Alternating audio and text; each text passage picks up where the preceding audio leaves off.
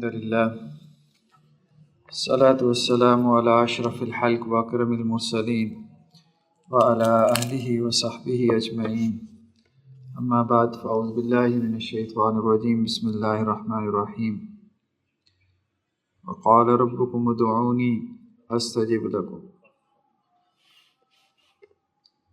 تمہارے رب نے یہ حکم دیا ہے کہ مجھ سے دعا کرو، میں تمہاری دعاؤں کو قبول کروں گا۔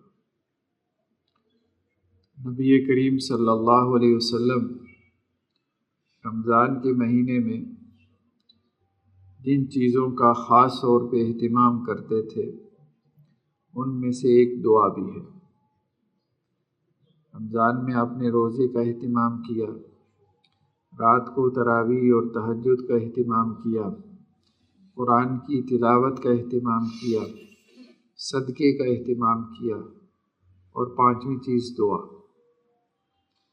یعنی اگر ہم سے یہ پوچھا جائے کہ رمضان کے مہینے میں ہمیں کون سی نیکیاں کرنی چاہیے اہتمام کے ساتھ، تو اللہ کے رسول صلی اللہ علیہ وسلم کرتے تھے، تو ان میں سے ایک دعا بھی ہے۔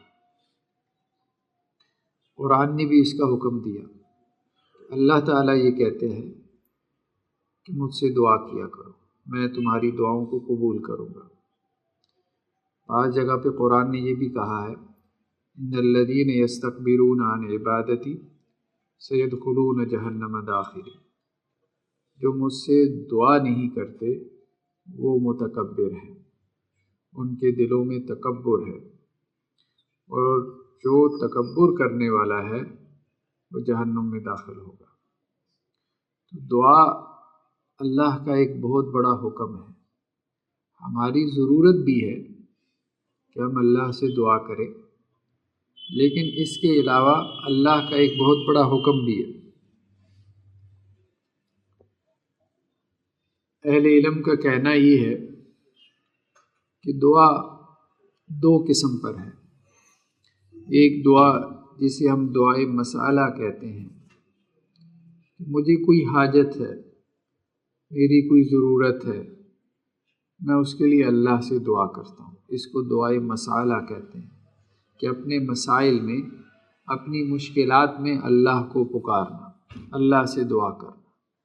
جب بھی ہمارے اوپر کوئی آزمائش آتی ہے تو ہم اللہ کی طرف متوجہ ہوتے ہیں، اللہ کو پکارتے ہیں۔ ہمارے رب کا یہی حکم ہے۔ پچھلے ادیان میں یا دوسرے مذاہب میں یہ ہوتا تھا کہ وہ اپنے بتوں کو پکارتے تھے، ان کے سامنے نظر نیاز چڑھاوے چڑھاتے تھے، ان کو خوش کرتے تھے۔ جب ان پہ کوئی تکلیف اور آزمائش آتی تو ان کو راضی کرنے کی کوشش کرتے تھے۔ تو ہمارے دین نے اس کو شرک قرار دیا اور اس سے منع کر دیا کہ اللہ کے علاوہ کسی سے دعا نہیں کر سکتے۔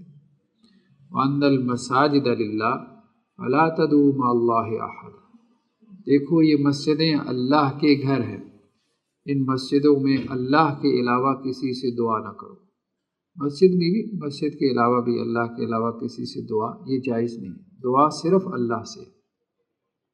تو ایک دعا دعائے مسئلہ ہے کہ اپنے سوالات میں، اپنے حاجات میں اللہ کو پکارنا، اور دوسری دعا دعائے عبادت ہے، کہ بعض اوقات انسان یہ سمجھتا ہے کہ مجھے کوئی مسئلہ نہیں ہے، مجھے کوئی حاجت نہیں ہے، مجھے کوئی ضرورت نہیں ہے، میرے پاس اللہ کا دیا سب کچھ ہے۔ بعض اوقات جو اللہ نے اس کو دیا ہوتا ہے اس پہ وہ مطمئن ہوتا ہے اور کسی آزمائش میں بھی نہیں ہوتا، تو پھر کس کے لیے دعا کرے؟ پھر بھی دعا کرے، کیونکہ دعا جو ہے وہ ایک عبادت ہے۔ اللہ کے رسول صلی اللہ علیہ وسلم کی ایک حدیث ہے جس میں آپ صلی اللہ علیہ وسلم نے فرمایا الدعاء هو العبادہ۔ دیکھو عبادت کیا ہے؟ عبادت اصل میں دعا ہی ہے، دعا ہی اصل میں عبادت ہے۔ عبادت کا مغز یعنی عبادت کو آپ کیسے ڈیفائن کرو گے؟ کوئی آپ سے پوچھے بھائی عبادت کسے کہتے ہیں؟ قرآن یہ کہتا ہے کہ اللہ کی عبادت کرو۔ ہم یہ کہتے ہیں نا لا الہ الا اللہ، اللہ کے سوا کوئی معبود نہیں، اللہ کے سوا کوئی عبادت کے لائق نہیں۔ اب یہ عبادت کیا ہے؟ عبادت کیا ہے؟ ایک لفظ میں عبادت کو بیان کرے تو اللہ کے رسول صلی اللہ علیہ وسلم نے کیا فرمایا کہ عبادت کیا ہے؟ عبادت اصل میں دعا ہے۔ نماز بھی دعا ہی ہے. ہم کہتے ہیں نماز عبادت ہے، تو نماز بھی کیا ہے؟ دعا ہی ہے. سورہ فاتحہ دعا ہے جس میں ہم اللہ سے دعا مانگ رہے ہیں، اہدنا الصراط المستقیم، اے اللہ ہمیں سیدھا رستہ دکھا. تو نماز میں ہم دعا مانگتے ہیں. جب نماز کا اختتام کرتے ہیں تو وہ بھی دعا کے ساتھ ہے، رب اجعلنی مقیم الصلاۃ، اے اللہ مجھے نماز کا پابند بنا، ومن ذریتی، اور میری آنے والی نسلوں کو نماز کا پابند بنا، میری اولاد کو نماز کا پابند بنا. یعنی ایک باپ اپنے لیے بھی دعا کر رہا ہوتا ہے، اپنی اولاد کے لیے بھی. اتحیات میں جب بیٹھا ہوتا ہے نا سلام پھیرنے سے پہلے، تو نماز کی پابندی کی دعا کر رہا ہوتا ہے. یا اللہ ہمارے کرنے سے تو نہیں ہوگا، آپ توفیق دے دے، مجھے دے دے، میری اولاد کو توفیق دے دے، نماز پڑھ لے. ربنا وتقبل دعا، اور یا اللہ ہماری دعا قبول فرما لے. جو ہم نے یہ دعا کی ہے کہ آپ ہمیں نماز کا پابند بنا دیں، اپنی دین پہ چلا دیں، یہ ہماری دعا قبول فرما لے. تو نماز کل کی کل دعا ہے. سورہ فاتحہ سے نماز کا آغاز ہوتا ہے، وہ دعا ہے. اور رب اجعلنی مقیم الصلاۃ، عام طور پہ اس کے ساتھ ہم اس کا اختتام کرتے ہیں، تو وہ بھی دعا ہے. تو نماز کا آغاز بھی دعا سے، نماز کا اختتام بھی دعا سے. اور اللہ کے رسول صلی اللہ علیہ وسلم کا معمول کیا تھا کہ رکوع کے اندر دعائیں کیا کرتے تھے، بہت زیادہ دعائیں کیا کرتے تھے رکوع کے اندر. اسی طرح سجدے کی حالت میں آپ صلی اللہ علیہ وسلم بہت زیادہ دعائیں کیا کرتے تھے. ہمیں روایتوں میں ملتا ہے نا کہ آپ صلی اللہ علیہ وسلم کا سجدہ بہت لمبا ہوتا تھا، آپ کا رکوع بہت لمبا ہوتا تھا. یعنی جتنا لمبا آپ کا قیام ہوتا تھا اتنا ہی لمبا آپ کا رکوع اور سجدہ بھی ہوتا تھا.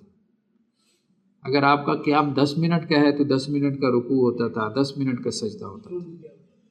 اب آپ صلی اللہ علیہ وسلم کیا کرتے تھے؟ رکوع اور سجدے میں لمبی لمبی دعائیں مانگا کرتے تھے. تو آج ہمیں نماز کی کتاب مل جاتی ہے، جیسے حسن المسلم ہے، ایک اچھی کتاب ہے جس میں وہ دعائیں ہیں جو آپ صلی اللہ علیہ وسلم التحیات میں، سجدے میں، اور اسی طرح سے جو ہے وہ قیام میں، قومہ میں، رکوع کی حالت میں مانگا کرتے تھے. اور بہت پیاری پیاری دعائیں، بہت پیاری پیاری دعائیں. بس تھوڑا سا تردد کرنا پڑے گا کہ ہم ان دعاؤں کو یاد کر لیں، تھوڑی سی محنت لگائیں اور ان دعاؤں کو ترجمے کے ساتھ یاد کریں، پھر ان کو نمازوں میں پڑھیں. اس کی وجہ یہ ہے کہ اللہ کے رسول صلی اللہ علیہ وسلم نے فرمایا کہ انسان سب سے زیادہ قریب اللہ کے کب ہوتا ہے؟ سجدے کی حالت میں. یعنی بندہ مومن اللہ کے سب سے زیادہ قریب سجدے کی حالت میں ہوتا ہے. تو سب سے زیادہ سجدے میں دعا کا اہتمام کرو. اس لیے آپ صلی اللہ علیہ وسلم نے فرمایا سجدے میں زیادہ دعائیں مانگا کرو. تو اب وہ دعائیں جو اللہ کے رسول صلی اللہ علیہ وسلم نے مانگی ہیں ان کو ہم یاد کر لیں، ان کو ہم دہراتے رہیں. تو یہ کرنے کا کام، یہ کریں گے تو ہماری نماز کا جو ایک لطف ہے وہ بڑھ جائے گا، نماز کے اندر ہماری توجہ بڑھ جائے گی. تو ہم یہ کہہ رہے تھے کہ دعائیں جو ہے وہ دو قسم کی ہیں. ایک دعائیں مسالہ ہے کہ ہمارے اوپر کوئی آزمائش آ گئی یا ہمیں کوئی نعمت چاہیے تو ہم اللہ سے دعا کرتے ہیں کہ یا اللہ یہ آزمائش ٹال دے، یہ مصیبت آ گئی، یہ تکلیف آ گئی، یہ بیماری آ گئی، میرے اوپر آ گئی، بچے کے اوپر آ گئی، یہ کاروبار میں نقصان ہو گیا، میری ملازمت جاتی رہی. یا آپ کو کچھ چاہیے ہوتا ہے، کوئی نعمت آپ کو چاہیے ہوتی ہے، اس کے لیے آپ اللہ سے دعا کرتے ہیں. اور دوسری دعا عبادت، یعنی کچھ بھی نہیں چاہیے پھر بھی حالت دعا میں رہو. کچھ بھی تمہیں نہیں چاہیے، تمہیں لگے کہ دنیا کی ہر نعمت اللہ نے تمہیں دے دی ہے، تو اس کا مطلب یہ نہیں کہ اب دعا نہیں کرنی. دعا کا تعلق صرف اس سے نہیں ہے کہ مجھے کچھ چاہیے تو میں نے اللہ سے کے سامنے ہاتھ پھیلانا ہے. نہیں بھی چاہیے پھر بھی اللہ کے سامنے ہاتھ پھیلاؤ. یہ اللہ کو پسند ہے کہ میرا بندہ مجھ سے مانگے، یہ اللہ کو پسند ہے. اس کو دعا عبادت کہتے ہیں. اور اس دعا کا درجہ اس سے بڑھ کے ہے جو دعا مسالہ ہے، اس سے بڑھ کے. تو اللہ کے رسول صلی اللہ علیہ وسلم نے دعا کے حوالے سے جو ہے وہ کچھ ایٹیکیٹس، کچھ آداب وغیرہ بتائے، سکھلائے. پہلی چیز تو یہ ہے کہ دعا کی جو سگنیفیکینس ہے نا، اس کی جو اہمیت ہے وہ ہمارے دلوں میں ہونی چاہیے. یہ بہت اہم چیز ہے. ٹھیک ہے، احناف کی مساجد میں نماز کے بعد دعا کا اہتمام ہوتا ہے. ہمارے یہاں اہل حدیث حضرات یہ کہتے ہیں کہ جو دعا آپ نے کرنی ہے وہ آپ نماز میں کر لیں. لیکن اگر آپ نماز میں بھی دعا نہیں کرتے اور آپ نے دعائیں نہیں یاد کی ہوئی تو پھر آپ دعا سے محروم ہیں. تو اس لیے دعا کے لیے وقت ضرور نکالیں. یا تو آپ نماز کے اندر جو اللہ کے رسول صلی اللہ علیہ وسلم دعائیں پڑھا کرتے تھے تو وہ یا تو آپ یاد کریں، پھر آپ کی نماز جو ہے 2 رکعت نماز 5 منٹ کی نہیں رہ جائے گی، پھر 15 منٹ کی ہو جائے گی۔ تو دعا کو ہم نے ایک طرح سے کہ جی فرض نماز کے بعد دعا اللہ کے رسول صلی اللہ علیہ وسلم سے ثابت نہیں ہے، ہم نے اپنی زندگیوں سے نکال دیا، اب وہ دعا بالکل ہی ہماری زندگیوں سے نکل گئی۔ یہ ایک دوسری انتہا ہے کہ ہم دعا کا اہتمام ہی نہیں کرتے، دعا کی اہمیت سے ہم واقف ہی نہیں، ہم دعا کے لیے وقت ہی نہیں نکالتے، یہ غلط ہے۔ اور دوسری طرف یہ بھی ہوا کہ دعا کو لوگوں نے ایک رسم ہی بنا لیا، ایک رسم ہی بنا لیا کہ ہاتھ اٹھائے اور ہاتھ گرائے، ہاتھ اٹھائے اور ہاتھ گرائے۔ ابھی آپ دیکھ رہے ہوتے ہیں کہ کسی کی فوتیدگی ہو جائے، آپ وہاں غمخواری کے لیے جاتے ہیں، تعزیت کے لیے جاتے ہیں کسی کے ہاں، تو لوگ رسماً دعا کر رہے ہوتے ہیں۔ رسماً دعا کیا ہے کہ آپ کا دل متوجہ نہیں ہے دعا کی طرف، دعا اس کو نہیں کہتے کہ آپ بے توجہی سے جو ہے وہ دعا کریں۔ جیسے ہاتھ اٹھائے، ہاتھ گرا دیے، ہاتھ جی دعا کریں جی، چلیں جی دعا کریں گے، اب ایک ہاتھ میں سگریٹ ہے، چلیں جی دعا کریں، ٹھیک ہے، ادھر سے موبائل پکڑو، چلیں جی دعا کریں، ادھر سے اس کے ساتھ گپے ماریں، چلیں جی دعا کریں۔ یہ تو کوئی دعا نہیں ہے کہ آپ ایک رسم پوری کرنے چلے گئے ہیں کہ ہمارے ہاں فوتیدگی ہوئی تھی تو وہ ہمارے ہاں آئے تھے تو اب ہمیں ان کے طرف جانا ہے اور ایک ان کو دکھانے کے لیے جانا ہے، اور بعد میں پکڑ کے اس کو کہتے ہیں مطلب وہ دیکھ لے کہ میں آیا تھا۔ نہیں، یہ تو نہیں ہے کہ ہم نے کوئی رسم نبھانی ہے اور اگلے کو بتانا ہے کہ بھئی ہم تمہارے ہاں آئے تھے۔ اللہ کے لیے ہم نے یہ سب کام کرنے ہیں، اللہ کے لیے اس سے مانگنا ہے، اور جب آپ اللہ کے لیے کریں گے تو اللہ تعالیٰ اس کو قبول کریں گے، اس کو معاف بھی کریں گے۔ آپ صلی اللہ علیہ وسلم فرمایا 40 افراد جنہوں نے شرک نہ کیا ہو کسی کے جنازے میں شریک ہو جائیں اور اس کے لیے معافی مانگ لیں، اللہ تعالیٰ اس کو معاف کر دیتے ہیں۔ تو کتنی بڑی بات ہے اگر ہم سنجیدگی کے ساتھ دعا کریں۔ تو بہرحال دعا کو رسم بھی نہیں بنانا کہ دعا کی طرف توجہ ہی نہ رہے، جیسا کہ آپ صلی اللہ علیہ وسلم کی ایک حدیث ہے، دیکھو وَاعْلَمُوا أَنَّ اللَّهَ لَا يَسْتَجِيبُ دُعَاءً مِّن قَلْبٍ غَافِلٍ لَاهٍ، جان رکھو کہ اللہ اس دل کی دعا قبول نہیں کرتا جو غافل ہے اور کھیل تماشے میں پڑا ہوا ہے، یعنی دل متوجہ ہی نہیں ہے اس طرف کہ کیا مانگ رہا ہے۔ جیسے ہمارے ذہن کہیں اور پہنچا ہوا ہے اور ہاتھ اٹھا کے دعا مانگی جا رہے ہیں، فرمایا اللہ تعالیٰ ایسی دعا قبول نہیں کرتا۔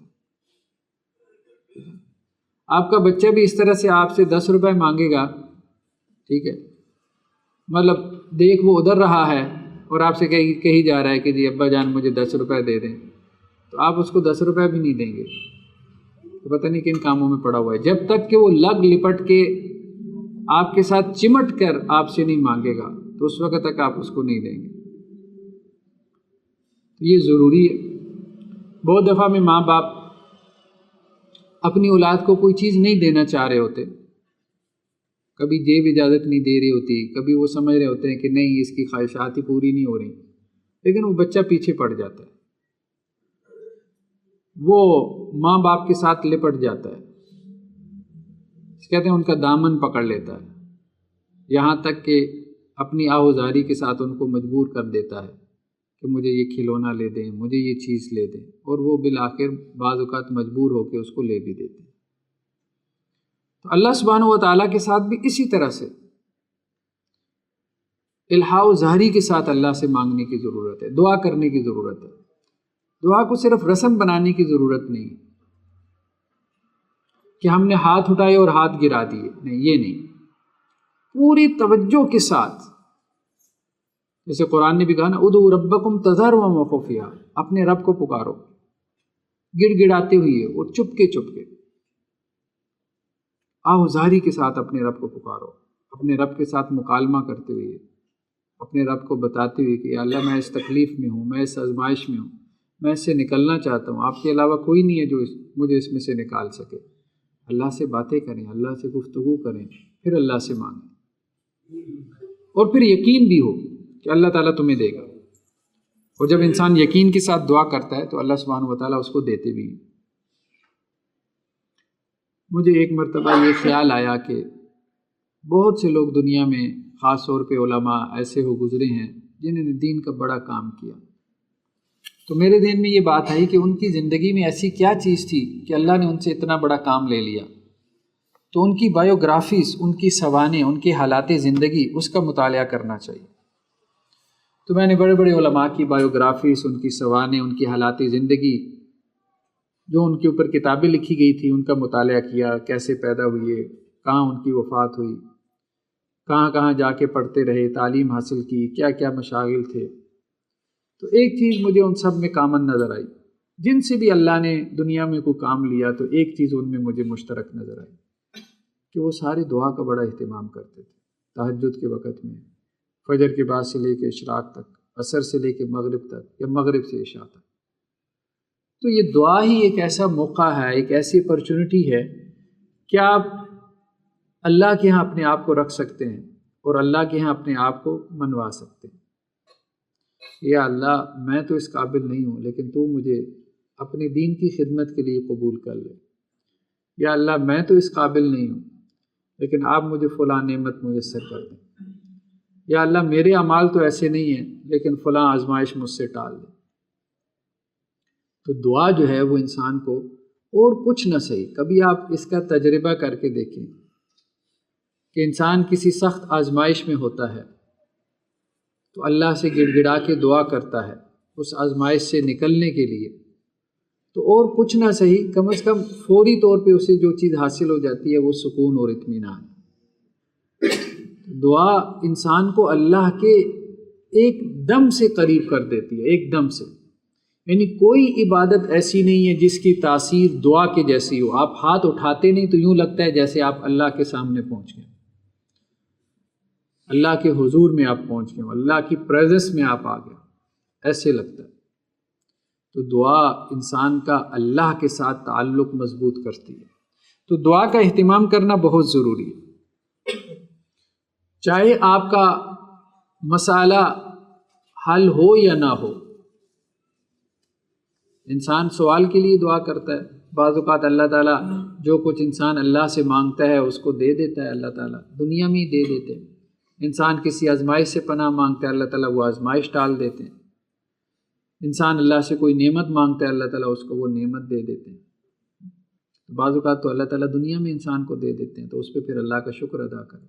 ہر انسان کی زندگی میں ایسے تجربات ہوتے ہیں کہ اس نے دعا کی، اللہ نے اس کی دعا قبول کی. مطلب ساری نہیں ہوتی لیکن کوئی نہ کوئی تو ہو جاتی ہے نا، ایسا سب کو تجربہ ہو رہا ہوتا ہے. باقی ہوتی گراؤنڈ ریالٹیز کے مطابق ہے. بندے کو نظر آ رہا ہوتا ہے کہ بھائی ظاہری بات ہے، اب دنیا میں انسان ہے تو انسانوں نے جو ہے وہ اس طرح سے آپ کو ہیلپ آؤٹ کرنا ہے. تو انسانوں کے واسطے سے ہی اللہ تعالیٰ آپ کی مدد کریں گے. اب فرشتے تو ہمیں نظر نہیں آئیں گے، ہماری مدد کے لیے نہیں اتریں گے. تو اللہ تعالیٰ یا تو آپ کی دعا کو قبول کر لیتے. دوسری صورت کیا ہے، آپ صلی اللہ علیہ وسلم نے فرمایا، یا پھر اللہ سبحانہ و تعالیٰ ایسے کرتے ہیں کہ آپ کی اس دعا کو ذخیرہ کر لیتے ہیں آخرت کے لیے، کہ قیامت والے دن اللہ سبحانہ و تعالیٰ اپنے بندے سے کہیں گے، اے میرے بندے، تو نے مجھ سے دعا کی تھی یا اللہ کی تھی، تمہاری دعا قبول ہوئی تھی یا اللہ نہیں ہوئی.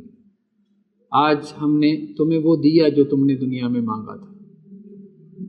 جو کچھ تم دنیا میں تم نے مانگا تھا وہ آج ہم نے تم کو دے دیا. یا تیسری صورت یہ ہوتی ہے کہ اللہ سبحانہ و تعالیٰ اس سے کوئی آزمائش ٹال دیتے ہیں، کوئی مصیبت، کوئی تکلیف اس سے دور کر دیتے ہیں، یعنی اس کی دعا کی وجہ سے. وہ دعا اللہ کی کسی حکمت کی وجہ سے. کیونکہ دیکھیں ایک بات ہے، اللہ نے اس دنیا کو دار آزمائش بنایا. یہ تو ہے نہیں کہ اب انسان کہے میری آزمائش ختم ہو جائے. ٹھیک ہے، بعض اوقات ایک آزمائش ٹل جاتی ہے لیکن اس کی جگہ دوسری آزمائش لے لیتی ہے، دوسری ٹل جاتی ہے پھر تیسری لے جاتی ہے. یہ ایسی ہے جیسے روزانہ ہم صبح کاموں کی ایک فہرست بناتے ہیں. ہم کہتے ہیں 8-10 کام ہیں، بس کل سے سکون ہو جائے گا. لیکن جب کل آتا ہے تو وہ 8-10 کام جو ہے وہ 10-12 ہو جاتے ہیں. ہم کہتے ہیں کل ان کو وائنڈ اپ کریں گے اور ہماری زندگی میں سکون آ جائے گا، لیکن اگلے کل کو وہ 15-20 کام بن چکے ہوتے ہیں.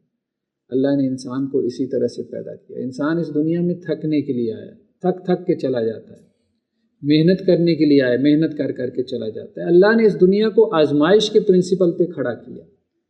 آزمائش کبھی ختم نہیں ہونے والی. ہاں، ایک ختم ہو جائے گی دوسری اس کی جگہ آ جائے گی، دوسری ختم ہو جائے گی تیسری اس کی جگہ آ جائے گی. ایک مسئلے سے انسان نکلتا ہے، مطلب کچھ سکون نہیں گزرتا، پھر اس کے بعد ایک دوسرا مسئلہ گویا کہ اس کے سامنے کھڑا ہوتا ہے. مطلب مجھے تو بعض اوقات یہ چیز ذہن میں آتی ہے کہ اللہ سبحانہ و تعالیٰ جیسا کہ قرآن میں آتا ہے کہ اپنے فرشتوں کی مجلس لگاتے ہیں، مالا اعلیٰ کے فرشتوں کے ساتھ اللہ تعالیٰ گفتگو کرتے ہیں، اللہ تعالیٰ ان سے احوال پوچھتے ہیں۔ شاید اللہ تعالیٰ بندوں کے جب احوال پوچھتے ہوں گے تو کہتے ہوں گے اچھا بتاؤ میرے فلاں بندے کا کیا حال ہے، تو فرشتے کہتے ہوں گے یا اللہ بڑے مزے میں ہے، تو اللہ تعالیٰ کہیں گے اچھا جاؤ جا کے اس کے اوپر آزمائش ڈال کے آؤ، میں نے اسے مزے کرنے کے لیے دنیا میں بھیجا ہے، میں نے تو اسے دنیا میں امتحان کی غرض سے بھیجا ہے، تو ذرا اس کے اوپر آزمائش ڈال کے آؤ۔ تو اللہ سبحانہ و تعالیٰ نے یہ واضح طور پہ قرآن میں کہہ دیا ہے کہ ہم نے تمہیں دنیا میں آزمائش کے لیے بھیجا ہے، اور یہ آزمائش اللہ تعالیٰ نے کر کے رہنا۔ تو اس میں دعا کے ذریعے سے آزمائش بعض اوقات ٹل جاتی ہے، یا نہ بھی ٹلے تو آپ کو دعا ایک ایسا سکون دے جاتی ہے، ایک ایسا اطمینان دے جاتی ہے کہ جس کی وجہ سے اس آزمائش کے ساتھ آپ کا جینا آسان ہو جاتا ہے، اس کو ایکسیپٹ کرنا آپ کے لیے آسان ہو جاتا ہے، اور بعض اوقات اسی آزمائش کا آپ ایک پازیٹیو پہلو دیکھنا شروع کر دیتے ہیں، اور وہ کیا کہ وہ آزمائش آپ کو اللہ کے قریب کر رہی ہے۔ ویسے اللہ کی طرف آپ کا رجوع ہی نہیں تھا، نماز میں توجہ ہی نہیں ہو رہی تھی، تو اب اچانک آپ نمازوں میں رونا شروع ہو گئے، تلاوت شروع نہیں کرتے تو آپ کی آنکھوں سے آنسو گرنا شروع ہو جاتے ہیں، تو آزمائش آپ کے دل کو نرم کر دیتی ہے۔ جب وہ نرم کرتی ہے تو آپ بہت تیزی سے اللہ کے قریب ہوتے ہیں، تو یہ ایک پازیٹیو پوائنٹ بھی ہے کہ نرم دل بہت کیپیسٹی اور صلاحیت رکھتا ہے کہ اللہ کے بہت جلد قریب ہو جائے۔ تو اللہ کے رسول صلی اللہ علیہ وسلم نے فرمایا تیسری صورت یہ ہے کہ اللہ تعالیٰ انسان سے کسی آزمائش کو دور کر دیتے ہیں۔ تو صحابہ نے اس پہ عرض کیا کہ اللہ کے رسول ہماری دعا تو پھر کبھی رائگاں نہیں جاتی، اس کا مطلب ہے ہماری دعا کبھی رائگاں نہیں جاتی، یا تو اللہ تعالیٰ دنیا میں قبول کر لیں گے یا اللہ تعالیٰ آخرت کے لیے ذخیرہ کر لیں گے،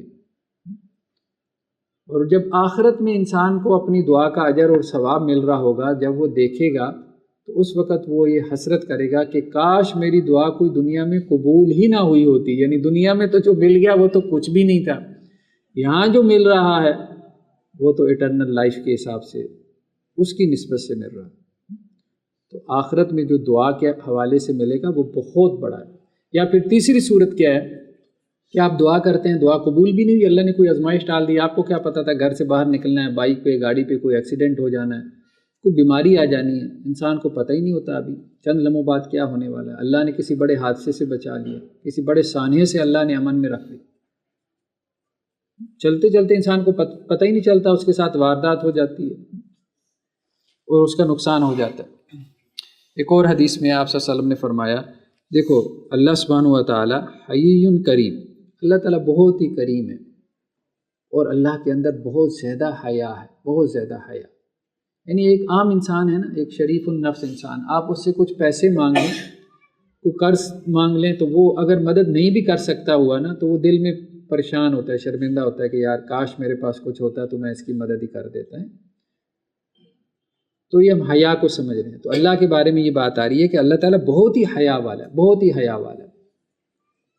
یستحی من عبدہ اذا رفع یدیہ الیہ ان یردہما صفرا، تو اللہ کو اس سے حیا آتی ہے کہ اس کا بندہ اس سے کچھ مانگے اور وہ اس کو واپس نہ، واپسی میں اس کو کچھ نہ دے، اس کو کچھ لوٹائے نہ، اللہ کو اس سے حیا آتی ہے، تو اللہ تعالیٰ لازماً دیتے ہیں، اور صرف یہ ہے کہ انسان کو مانگنا آنا چاہیے، مانگنا آنا چاہیے، تو وہ مانگنے کا طریقہ سیکھنے کی ضرورت ہے، جیسے ایک بچہ اپنے والدین سے مانگتا ہے اس طرح سے اللہ سے مانگنے کی ضرورت ہے، یقین کے ساتھ مانگے، پوری توجہ کے ساتھ مانگے اور تسلسل کے ساتھ مانگے۔ اللہ کے رسول صلی اللہ علیہ وسلم نے فرمایا کہ دیکھو اللہ تعالیٰ تمہاری دعا کو قبول کرتے ہیں جب تک کہ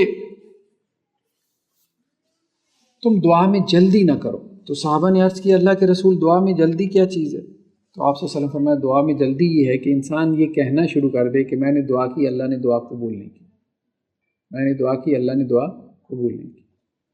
کہ ہماری تو خیر اب لیٹ دعا کے کیا کہنے، نبیوں کے بارے میں ہم قرآن مجید میں یہ پڑھتے ہیں، یہ بات تو ہم پڑھتے ہیں کہ انہوں نے دعا کی اور اللہ نے ان کی دعا قبول کی، لیکن کبھی ہم نے اس پہ غور کیا کہ کتنے عرصے بعد قبول کی؟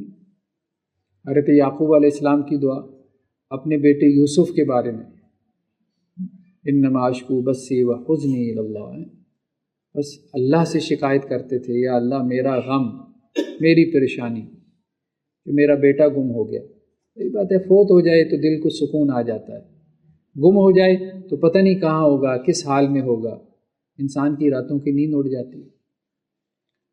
یہاں تک کہ رو رو کے قرآن یہ کہتا ہے کہ ان کی آنکھیں سفید ہو گئی تھی رو رو کے، یوسف کی غم کے اندر، اپنے بیٹے کے غم کے اندر، کیونکہ بھائی ان کو، آپ کو پتہ ہے وہ پورا واقعہ جیسے قرآن میں ہے کہ اندھے کنویں میں ڈال کے آ گئے تھے، ارے یوسف علیہ السلام کے بھائی حسد کی وجہ سے، کہ ہمارے ابا جو ہے وہ یوسف سے زیادہ پیار کرتے ہیں، ہم سے نہیں کرتے، تو ان کو اندھے کنویں میں ڈال کے آ گئے تھے۔ پھر ان کو قافلہ لے گیا اور اللہ تعالیٰ نے انہیں کس طرح سے مصر کی تخت تک پہنچایا، انہیں مصر کا بادشاہ بنایا۔ وَابْيَضَّتْ عَيْنَاهُ مِنَ الْحُزْنِ، غم کی وجہ سے ان کی آنکھیں سفید ہو گئی تھیں، رو رو کے ان کی آنکھیں سفید ہو گئی تھیں، یہاں تک کہ ان کے گھر والے کہتے تھے کہ اب آپ رونا بس کر دیں، آپ نے بہت رو لیا۔ بعض تفسیری روایات میں ہے کہ 40 سال تک روتے رہے، 40 سال تک، چھوٹے سے بچے تھے حضرت یوسف، جب 12-13 سال کے، جب کہ وہ جدا ہوئی، اور ملاقات کب ہوئی؟ جب وہ بادشاہ مصر بن چکے تھے، مصر کے تخت کے اوپر بادشاہ بن کے بیٹھ چکے تھے۔ تو اللہ سبحانہ و تعالیٰ دعا کو ضرور قبول کرتے ہیں، دعا کو ضرور قبول کرتے ہیں، آج نہیں تو کل، کل نہیں تو پرسوں۔ تو آپ صلی اللہ علیہ وسلم فرمایا کہ اللہ تعالیٰ دعا کو قبول کرتے ہیں جب تک بندہ یہ نہ کہے کہ میں نے اللہ سے دعا کی اور اللہ نے میری دعا قبول نہیں کی۔ پھر آپ صلی اللہ علیہ وسلم نے کچھ چیزیں بتائیں دعا کے حوالے سے، ایک تو یہ کہ نماز میں دعاؤں کا اہتمام، اس کا ضرور اہتمام کریں۔ ہم نے کہا کہ سب سے زیادہ قریب نماز میں انسان اللہ کے سب سے زیادہ قریب سجدے کی حالت میں ہوتا ہے، تو سجدے کی حالت میں دعائیں مانگیں، اور آپ صلی اللہ علیہ وسلم سے ہر قسم کی دعا مل جاتی ہے۔ یقین مانیں ہماری کوئی خواہش ایسی نہیں ہے، کوئی تمنا آرزو نہیں ہے جس پہ ہمیں آپ صلی اللہ علیہ وسلم کی کوئی دعا نہ مل جائے، ضرور مل جاتی ہے۔ تو اس دعا کو یاد کریں، حرز جان بنائیں۔ اور آپ صلی اللہ علیہ وسلم، اور اسی طرح قرآن مجید کی ایک اور تعلیم ہے کہ اللہ سے مانگنے میں جو ایٹیکیٹس ہیں، آداب ہیں، سب سے پہلے اللہ کی تعریف بیان کرو، پھر رسول اللہ صلی اللہ علیہ وسلم کے اوپر درود شریف پڑھو، پھر اس کے بعد اللہ سے دعا مانگو۔ یہ مانگنے کے آداب ہیں۔ دنیا میں بھی یہی ہے کہ جب آپ کسی سے کوئی چیز چاہتے ہیں، کوئی پالیٹیشین ہے، کوئی لیڈر ہے، تو آپ جب اس کے پاس جاتے ہیں تو آپ کیا کرتے ہیں؟ آپ مطلب اس کا شکریہ ادا کرتے ہیں، اس کی تعریف کرتے ہیں۔ اگر اس نے پہلے کچھ آپ کے ساتھ احسان کیا ہو تو اس کو یاد کرتے ہیں کہ آپ نے پہلے بھی میرے ساتھ بڑا اچھا معاملہ رکھا، تو اب بھی آپ ہمارے ساتھ اس طرح سے اچھا معاملہ رکھیں۔ تو یہی معاملہ اللہ کے سامنے بھی جب بیٹھیں تو اللہ کو یاد کروائیں کہ یا اللہ آپ کا میرے اوپر یہ احسان ہے، آپ کی یہ نعمتیں ہیں، یہ اس سے اللہ تعالیٰ خوش ہوتا ہے کہ جو کچھ میں نے اس کو دے رکھا ہے کم از کم اس کو ریکگنائز کر رہا ہے، اس کو مان رہا ہے۔ پھر اس کے بعد مزید کا مطالبہ کریں۔ اب اللہ کی 100 نعمتیں انجوائے کر رہے ہیں اور صرف یہ رٹ لگائی یا اللہ تو نے مجھے کچھ بھی نہیں دیا، مجھے کچھ بھی نہیں دیا، تو اللہ تعالیٰ کیسے دیں گے؟ آپ اپنے امپلائی کو مطلب اس امپلائی کو کچھ دیں گے جو یہ آپ کے سامنے آ کے کہہ رہا ہو کہ آپ نے تو مجھے کبھی کچھ دیا ہی نہیں، تو آپ اس کو کیا دیں گے؟ ہاں، جو آ کے آپ کو کہتا ہے کہ آپ نے مجھے بڑا کچھ دیا، بڑا میرا دھیان کیا، بڑا خیال کیا، تو آپ کا بھی دل کرے گا کہ میں اس کو کچھ دوں، کیونکہ یہ احسان مند ہے۔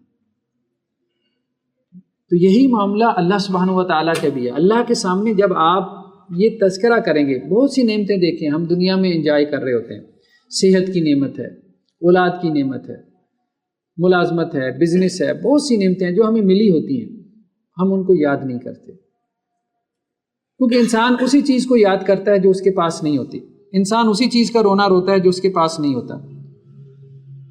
اب وہ جو 100 نعمتیں ہم انجوائے کر رہے ہوتے ہیں اس کا تذکرہ نہیں کرتے، اس کا تذکرہ کریں، اللہ کو بتائیں یا اللہ یہ آپ نے دیا ہے، یہ آپ نے دیا، مجھے آپ نے صحت دی ہے، فلانے کے پاس صحت نہیں ہے، مجھے آپ نے اولاد کی نعمت سے نوازا، فلانے کے پاس اولاد نہیں ہے، یا اللہ مجھے آپ نے توفیق دی ہے کہ میں دین کے اوپر کچھ عمل کر لوں، نماز روزہ کر لوں، اتنی بڑی دنیا ہے، اس کی تو اس طرف توجہ ہی نہیں ہے، دین کی طرف، مسجد میں آنے کی طرف، یہ بھی اللہ کی بڑی نعمت ہے کہ آپ جمعہ کے لیے مسجد میں آ جاتے ہیں۔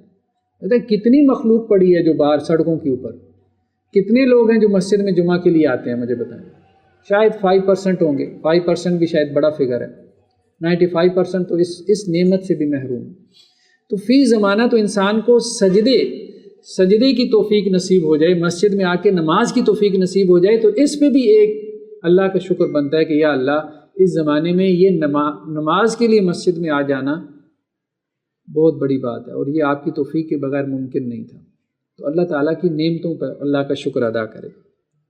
اور پھر اسماء الحسنہ، وَلِلَّهِ الْأَسْمَاءُ الْحُسْنَى فَادْعُوهُ بِهَا، اللہ کے اسماء حسنہ ہیں، اچھے اچھے نام ہیں، اللہ کے ناموں کے ذریعے سے اللہ کو پکارو۔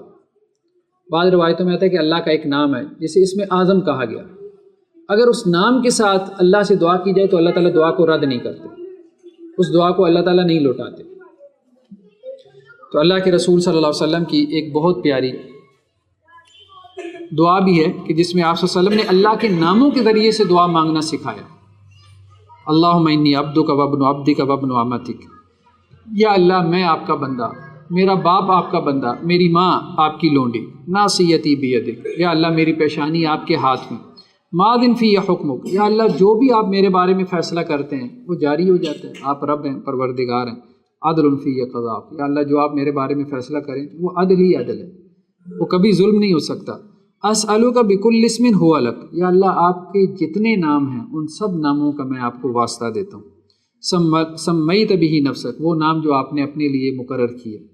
او انزلتہ فی کتابک، یا اللہ آپ نے اپنے نام کسی بھی کتاب میں جو نازل کیے، تورات میں، انجیل میں، زبور میں، ان تمام ناموں کے واسطے سے میں آپ سے دعا کرتا ہوں۔ او علمتہ احد من خلقک، یا اللہ آپ نے اپنے وہ نام اپنے کسی نبی کو، رسول کو یا کسی نیک بندے کو ان کی تعلیم دی، اور وہ اسی نبی اور رسول کو ان ناموں کا علم ہے، یا اللہ ان ناموں کا بھی میں واسطہ دیتا ہوں۔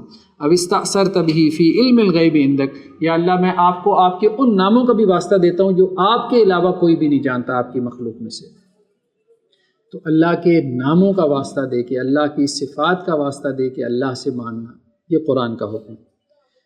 تو مانگنا کیا ہے؟ انت جعل القرآن ربیع قلبی، یا اللہ قرآن کو میرے دل کی بہار بنا دے، ونور صدری، میرے سینے کا نور بنا دے، وجلاء حزنی، اور قرآن کی وجہ سے میرا غم جاتا رہے، وذہاب ہمی، اور میری پریشانی دور ہو جائے۔ تو اللہ سبحانہ و تعالیٰ قرآن کی برکت سے اس کے غم کو، اس کے دکھ کو اور اس کی پریشانی کو کیا کریں گے؟ دور کر دیں گے۔ تو ایک یہ ہے کہ وَلِلَّهِ الْأَسْمَاءُ الْحُسْنَىٰ فَادْعُوهُ بِهَا، اس کا اہتمام کریں۔ اور ایک اور چیز جو کہ اہم ہے، بس اس کے ساتھ ہم اپنا اس کو وائنڈ اپ کرتے ہیں، والدین سے دعا، والدین سے ضرور دعا کروایا کریں۔ اللہ تعالیٰ والدین کی دعا جو ہے اولاد کے حق میں قبول کرتے ہیں، جب کہ وہ دل سے دعا کریں، دل سے دعا کریں۔ تو والدین سے خاص طور پہ، والدہ سے خاص طور پہ کہا کریں کہ آپ کے حق میں دعا کریں۔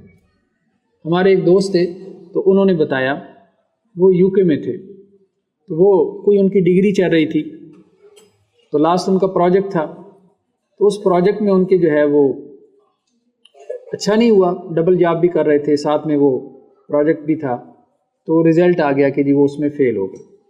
رزلٹ یونیورسٹی نے ان کے گھر بھیج دیا کہ آپ فیل ہو گئے، دوبارہ آپ نے اپیئر ہونا۔ تو وہ کہتے ہیں میں پریشان ہو گیا، اور ویسے بھی میرا پیپر بھی اچھا نہیں ہوا تھا، مجھے پتہ تھا، ڈبل جاب کر رہا تھا، اسی سے میں فیسیں پوری کرتا تھا۔ تو ایسے ہی شام کو فون آیا میری والدہ کا، اور تب رمضان کا مہینہ تھا، تو انہوں نے مجھ سے پوچھا رزلٹ کیسا رہا، تو اب مجھے ان کو بتاتے ہوئے شرم آئی کہ میں ان کو کیا بتاؤں۔ تو میں نے کہا کہ ابھی انتظار کر رہا ہوں۔ تو انہوں نے کہا آج رات لیلۃ القدر کی رات ہوگی انشاءاللہ، تو میں تمہارے لیے دعا کروں گی۔ تو وہ کہتا میں دل میں ہنس پڑا کہ میرا رزلٹ میرے ہاتھ میں ہے تو میری ماں میرے لیے کیا دعا کرے گی۔ تو وہ کہتا ہے کہ میری ماں نے میرے لیے دعا کی، تو چند دن بعد دوبارہ یونیورسٹی کی طرف سے مجھے رزلٹ آیا، اور اس میں یہ تھا کہ پہلا رزلٹ غلطی سے پہنچ گیا تھا آپ کی طرف، تو ہم اس کے لیے معذرت خواہ ہیں، اور دوسرے رزلٹ میں وہ پاس ہو چکا تھا۔ بالکل مطلب جیسے کہتے ہیں، انسان کہتا ہے کہ یا تو میں نے محنت کی اور مجھے کوئی پاس ہونے کی امید ہو، محنت بھی نہیں تھی کہ پاس ہونے کی امید تھی، اور رزلٹ بھی یونیورسٹی کی طرف سے آ چکا تھا۔ اس کے بعد والدہ نے دعا کی اور یونیورسٹی والوں نے دوبارہ رزلٹ بھیج دیا۔ ہر انسان کی زندگی میں ایسے انہونے کام ہو جاتے ہیں۔ دعا میں اللہ تعالیٰ نے بہت قوت رکھی ہے، بہت برکت رکھی ہے، لیکن بس یہ ہے کہ جب انسان مشکل میں پھنس جائے اللہ سے دعا کرے۔ اب یہ نہیں کہ ہر وقت اللہ کو دعا کے ذریعے آزماتا رہے کہ اللہ تعالیٰ جو ہے وہ مجھے اس مشکل سے نکالتا ہے کہ نہیں نکالتا، اب میں دیکھتا ہوں، اگر نکال دیا تو پھر میں اللہ کو مان لوں گا، نہیں نکالتا تو پھر سائڈ پہ ہو جاؤں گا۔ ایسے بھی نہ کریں، اللہ سے دعا ہے کہ اللہ تعالیٰ ہمیں سمجھ عطا فرمائے۔